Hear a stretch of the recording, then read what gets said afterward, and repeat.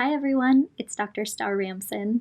I'm very excited to share this topic with you because this is where I get to discuss naturopathic medicine and how we can stay healthy during the pandemic. In a previous video, I discussed the timeline between onset of exposure to onset of symptoms, and from onset of symptoms to progression to severe disease. And so to summarize that, it takes about 5 days from the onset of exposure for symptoms to begin, and another 7 days for potential progression to severe enough disease to require hospitalization. So to me, that's about 12 days where we need to be focusing very, very much on our immune system. And all of the days prior to exposure, this is where we are all at right now, strengthening our systems.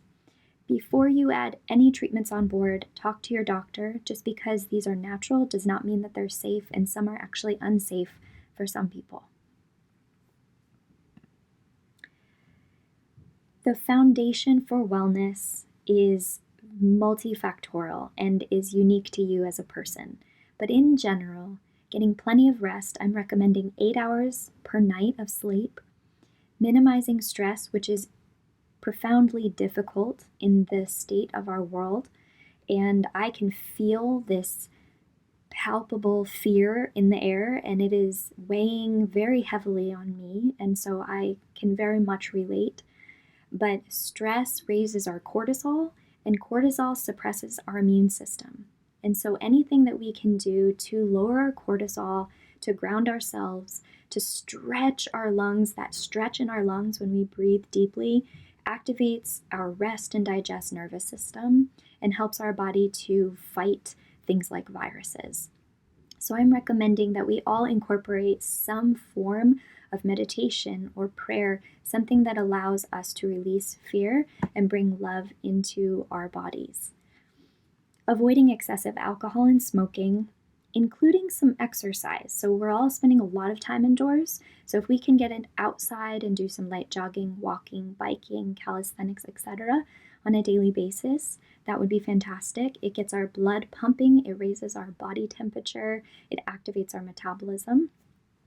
And also being sure that just because we are in quarantine, that we're not ignoring our chronic conditions, because it's these chronic conditions that really do predispose us to developing infections. It suppresses our immune system, so we need to be keeping track of our thyroid function and making sure our adrenals are being supported. If we have any chronic diseases such as diabetes or hypertension, making sure they're well controlled.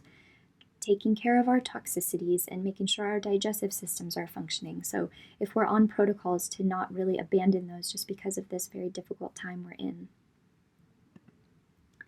Some targeted foods that I have found may have some utility in helping support our body's ability to fight this virus include garlic, shallots, citrus fruits, blood orange out of all of the citrus fruits being the best here, peppermint, nettle tea, cinnamon, and green tea. And if we can include these foods into our daily routine, if we can eat them, if we're eating food that is coming from outside of our home, such as takeout of some sort, to include some of these foods with it could help protect us and support our small intestine when we're eating those foods.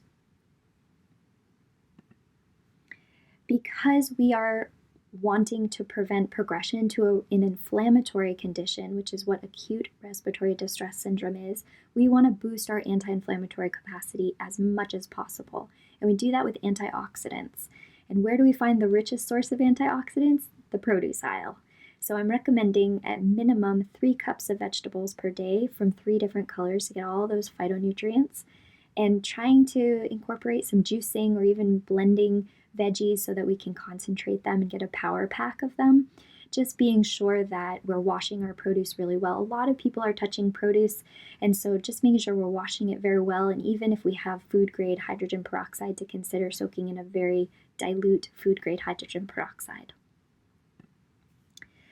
One other very interesting point is about fasting, and this is a personal extrapolation. This is not in the literature and has not been studied, but I did find a paper on an agent that's able to block something known as mTOR.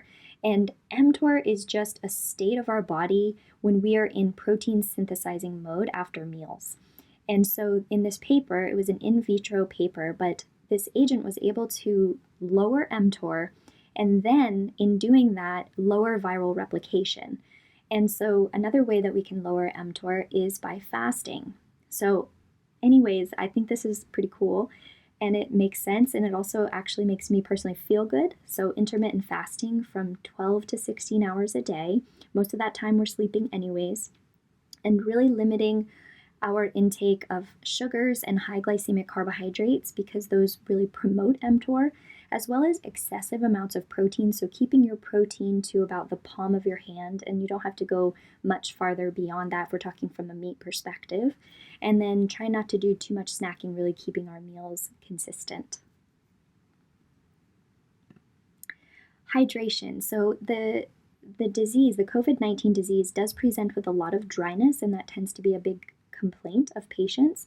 So I am recommending for patients to stay very hydrated and drink half their body weight in ounces of water a day. And sipping on hot beverages throughout the day may be a great way of flushing viral particles into the stomach. Supplements. Okay, so yes, we can get the majority of our nutrients from food, but I also like to utilize supplements so that we are having a flooding of our system with all the nutrients that we need. We have a lot of burden in our environment, and so the need is higher. The nutrients are being used up for detoxification on a moment-to-moment basis. So I am a fan of using vitamin supplementation, especially vitamin D, because we aren't getting quite enough sunshine to make enough vitamin D. So I'm recommending as my immune support protocol, vitamin D 5,000 international units a day, vitamin C 1 to 3 grams a day in divided doses.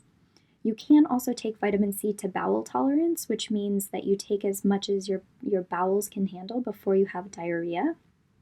Zinc from 25 to 50 milligrams a day total, so check all of the supplements you're taking added up, and balance it in a 25 to 1 ratio with copper.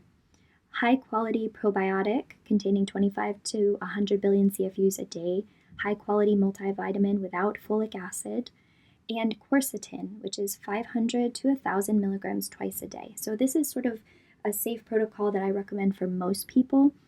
Quercetin does potentially have the action of raising adrenaline levels, and so if it creates anxiety, that may be not indicated for you.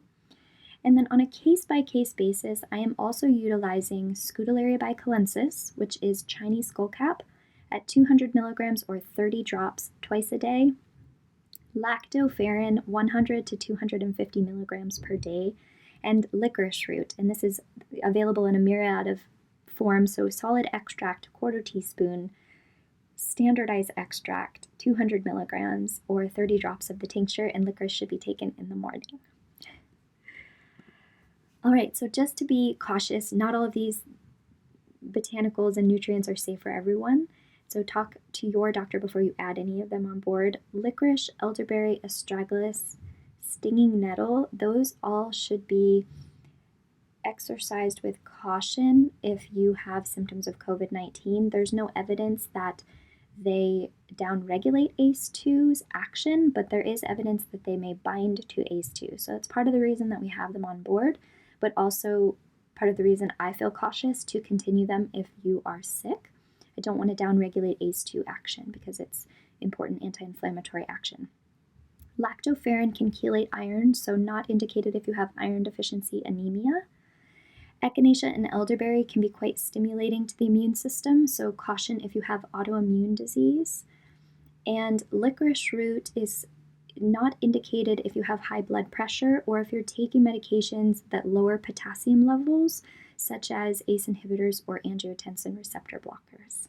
So always talk to your doctor about what makes sense for you, but I hope that this is helpful and you feel empowered to go out and support your immune system in these 12 days from exposure onset to development of severe disease. We have options for supporting ourselves. So be well. Thank you so much for listening.